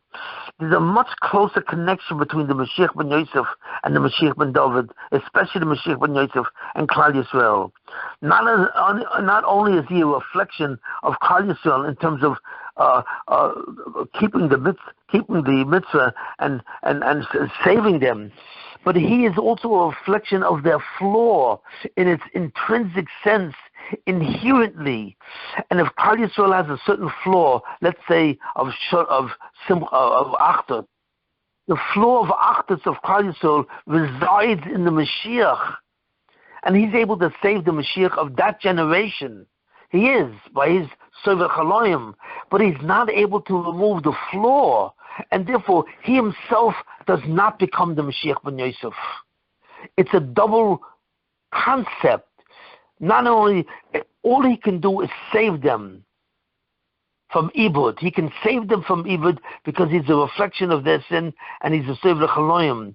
But he's also a reflection of their flaw. And as a reflection of their flaw, just like Klal Yisrael doesn't deserve to bring the Geulah, he can't be the Mashiach that brings the Geulah because of that flaw. It's much deeper than meets the eye. So Yerov Menavot, the reason why he rebelled against God was not simply because he felt he should be first.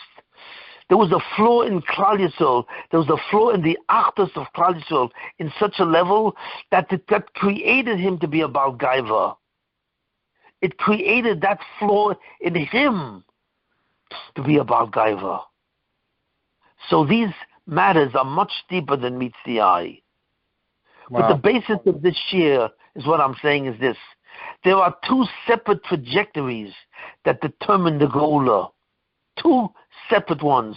One is the trajectory of descent, where Klal Yisrael descends in its madrega until the Geulah, and the other one is the trajectory of ascent, of suddenly gaining the Geulah, and then suddenly a reversal descent.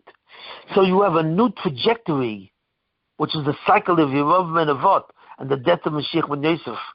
And what that really means in the thing, you will experience not only a descent of Klal Yisrael towards the end of time, but you will also experience, maybe, I'm not clear if this is throughout human history or this is just at the end, but clearly you see this at the last 100 years.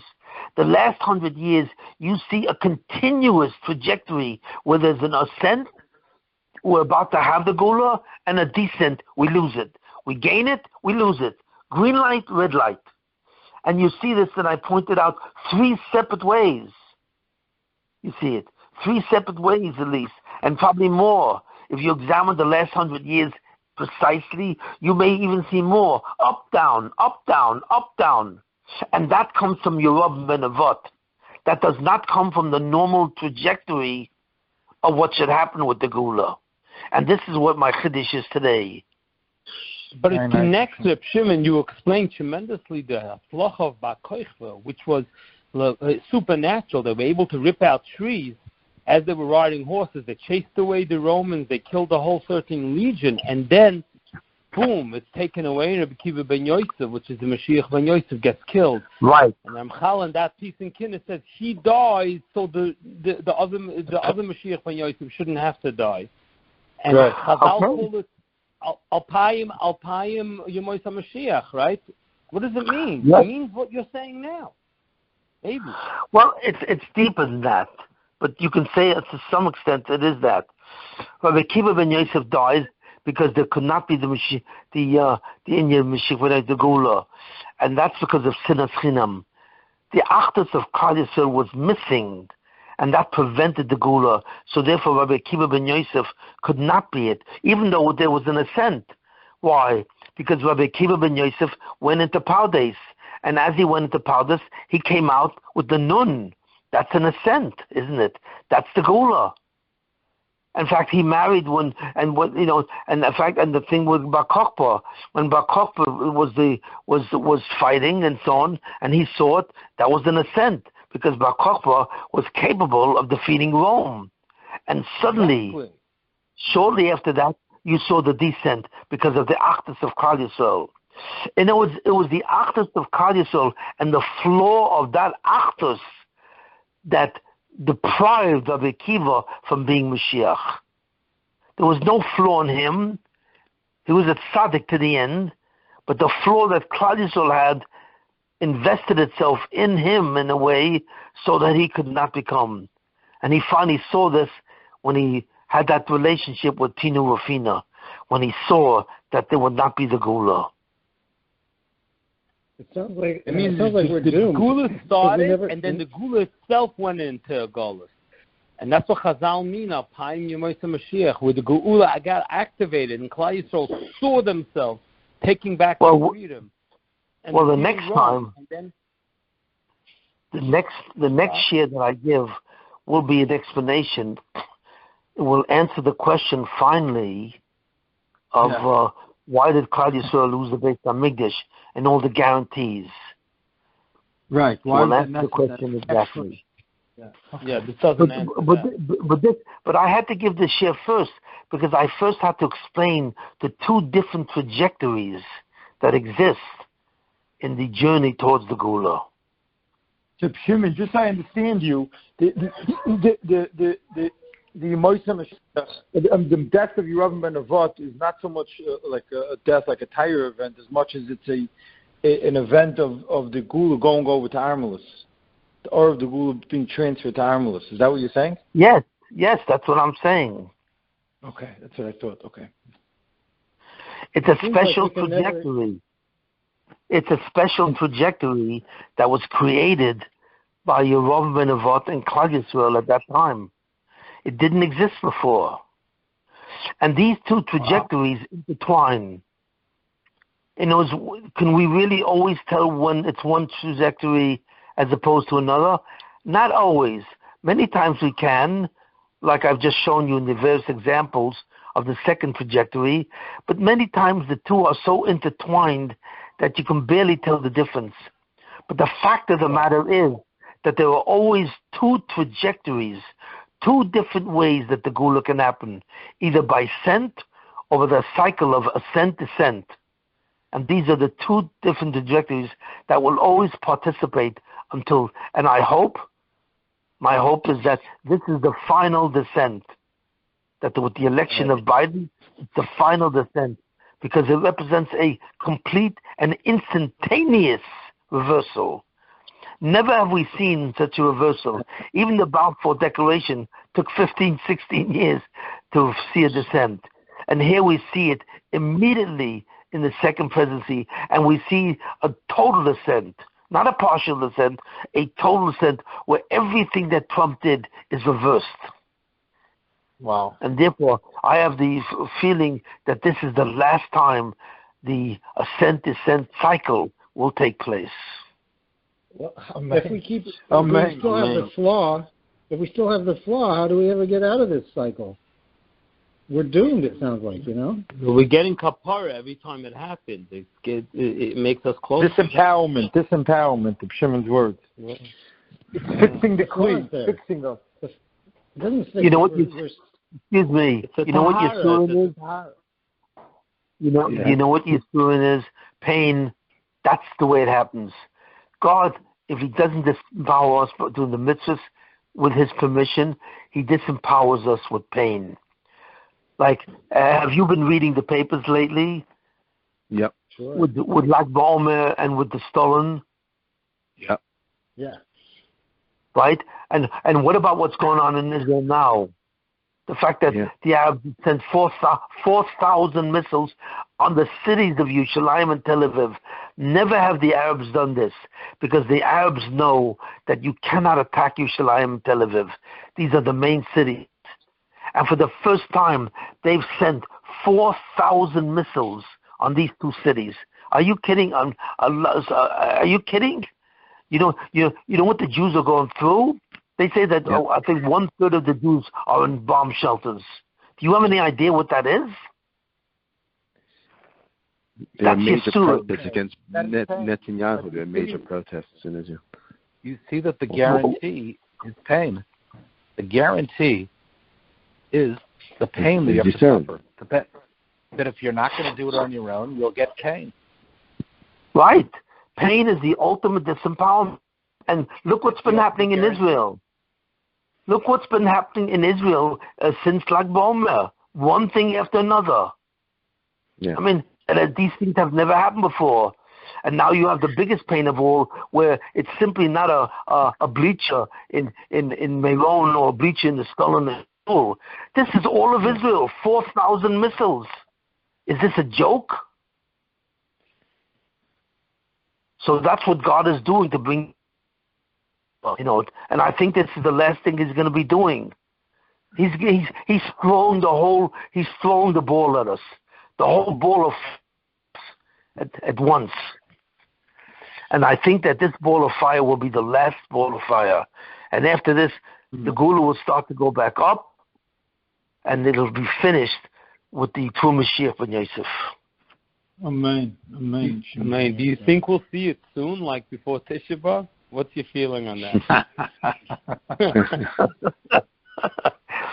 You're going to see it. Somebody said not to spell that. I think they posted it on the website, right? You're going to see it on the Asot. Yeah. You're going to see it before Tisha B'Av. You will see it on the Wednesday before Tisha B'Av. You will see it at 9:55 a.m. That sounds biblical to me, Reb Shimon. Are you satisfied? Why so long, Reb Shimon? Why so long? Yeah. That many months? We're going to have to wait? It's almost 2 full months.